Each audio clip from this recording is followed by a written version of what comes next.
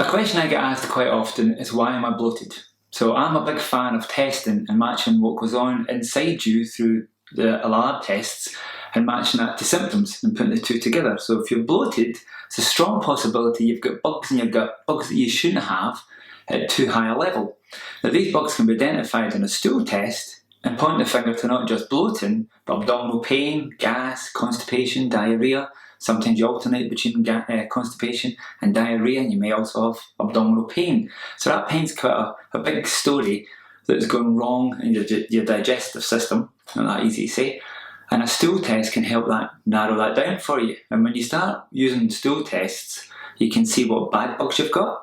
Sometimes those bad bugs can cause enough inflammation that a doctor would diagnose disease. So with diseases for the gut, you've got inflammatory bowel disease, which is more commonly ulcerative colitis, which indicates inflammation in your colon. The inflammation can be throughout your whole digestive tract, and that's called Crohn's disease.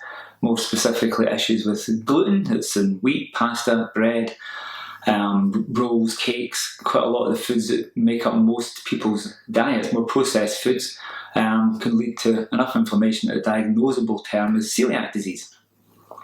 Other people can have gastritis, which is a kind of a catch-all term for inflammation that's in your stomach.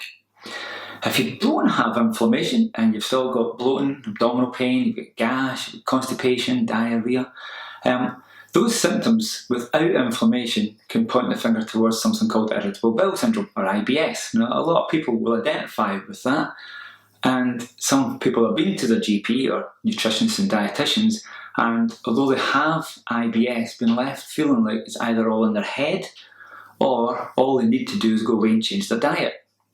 But a bit like if you have inflammatory bowel disease, which arguably a disease is a serious thing, that you're not sure what to do about it, so changing your diet alone may not be enough, or it may not be specific enough, because some of the bugs that you can find in a stool test can indicate that you are challenged by consuming more fats.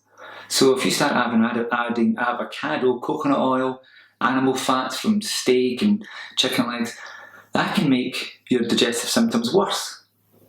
If you have other types of bugs, they actually feed off carbohydrates, so a higher plant-based diet is also not the answer. So looking at a stool test, you can find bad bugs that are more likely to be causing inflammation. You can also find opportunistic bugs, bugs that take a ride off the back of the damage you've got in your gut and start to overgrow. Things like candida are quite a common one that most people have heard of, that it will grow in the background of having stress and symptoms going on in your gut. And those cumulatively will lead to challenges in your gut. Maybe the wider term is gut health. So if you lose function in your gut, we can see that maybe you need more enzymes, maybe you need more probiotics, but of specific types. Maybe avoiding fats is a good thing, maybe actually adding specific fats is a good thing. But that stool test, as well as pointing the finger at the cause of your symptoms, also points fingers towards, what do I do about it? Do I eat more meat? Do I eat more veg? Do I take probiotics or what? So it helps us formulate a plan that the test has helped explain how you feel the way you feel. But then we know what to do about it with diet, what foods to increase, what foods to decrease. We can also use a stool test to explain why you've chased food sensitivities for a long time, because the bugs are causing inflammation, challenge your immune system, and you become responsive to different foods at different times, causes more confusion. So we've got a lot of information in your diet. What supplement support would you need? Because if you've got inflammation, it's kind of like a bruise on your arm, and that bruising needs kind of extra healing. So if that was in a muscular sense, you might think, well, I better eat more protein and drink more water and watch how I exercise. If that's going on in your gut and you're adding more food and you've got inflammation, then you've got a challenge in how to absorb that food, which puts a bigger strain on how you repair your gut. So you need more nutrition. But whilst this has been going on, it tends to have gone on for a long time. The build-up of inflammation, the bruising you might keep from over-exercising or from injuries, and that needs more support, and that can be very precisely supplied in the form of supplements. So the diet plus supplements is a key part of the advice that would come out of having done a stool test when you've got bloating as a kind of top line, your kind of main primary symptom. But we also can look at stress. We can see whether or not you should be looking at exercising in the day, or at the evening, or should you be cutting back on your exercise, or actually adding exercise? What about sweating? Should you sweat more? How often do you go to the toilet?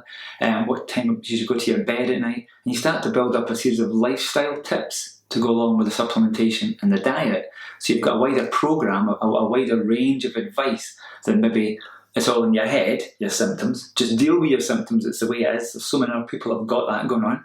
Or just change your diet. All this is non-specific advice, it's not very personal. So having those symptoms is a clue to running a stool test to find out what's going on in your gut.